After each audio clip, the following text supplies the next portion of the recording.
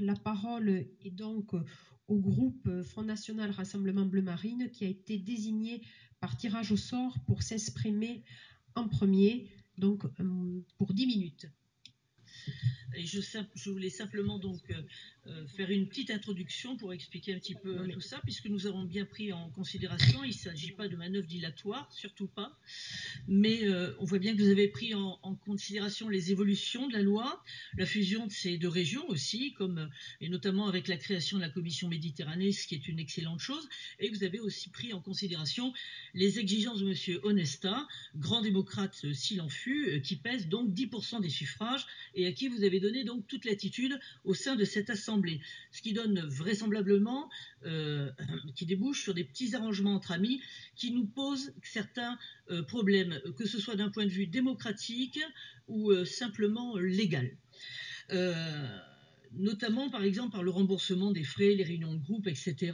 Autant de sujets que nous allons aborder. Ceci dit, il nous semble quand même que ces modifications au règlement intérieur, qui évidemment est un règlement intérieur donc provisoire, puisqu'on va restatuer d'ici 6 mois, nous semble dangereux dans la mesure où il semble que s'interposent des barrières et des obstacles qui, contrairement à ce que, aux intentions avouées, nous semblent essentiellement faits pour contrer le Front National, notamment par exemple sur le temps de parole. Le problème, c'est que par exemple, vous avez donné des modules avec 10 minutes par exemple pour le Front National ou 20 minutes pour un module total, et que vous avez, puisqu'il s'agit d'un calcul de 30 secondes par élu, vous avez décidé de donner aux minorités qui n'arrivent pas à atteindre 15 minutes de temps de parole, de leur donner d'office. Ce qui pourrait d'ailleurs nous engager, donc, puisque avec un module nous avons 20 minutes, les autres groupes auraient donc 15 minutes parce qu'ils ne peuvent pas atteindre et qu'ils n'ont que 8 minutes et demie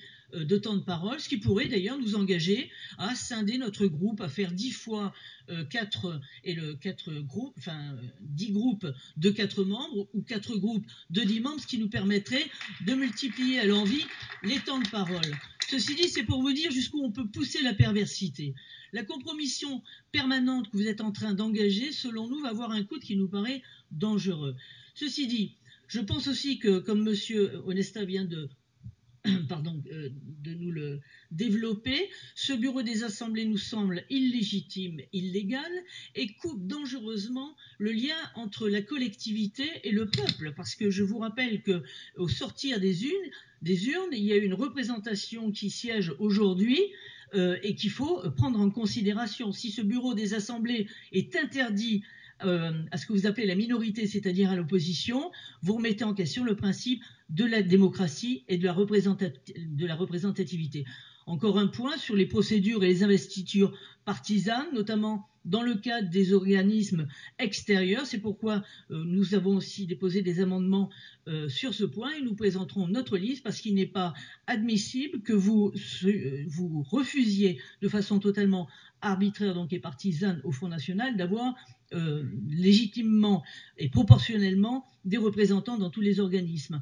Je tiens quand même à vous dire, même si la confiance que nous pourrions éventuellement vous porter, parce que nous sommes entre gens bien élevés, n'empêche pas forcément le contrôle. Et c'est pour ça qu'il est important que l'opposition soit évidemment présente dans toutes les structures, que ce soit dans les organismes extérieurs, dans les CAO, dans les commissions, à parité et à proportionnel. Le dernier point, je tiens à rappeler quand même, parce que quelquefois il y a des choses qui nous dépassent un petit peu, c'est sur la République des territoires dont vous parlez, que M. Onesta nomme Assemblée des territoires, mais c'est rien d'autre en fait qu'une émanation de la volonté de nos concitoyens, de nos compatriotes. Il me semble que c'est ce qui vient d'être fait le 13 décembre. C'est comme si vous remettiez en question le suffrage et que vous redistribuez les cartes, rebattiez les cartes pour refaire le jeu. Je ne crois pas que ça soit très...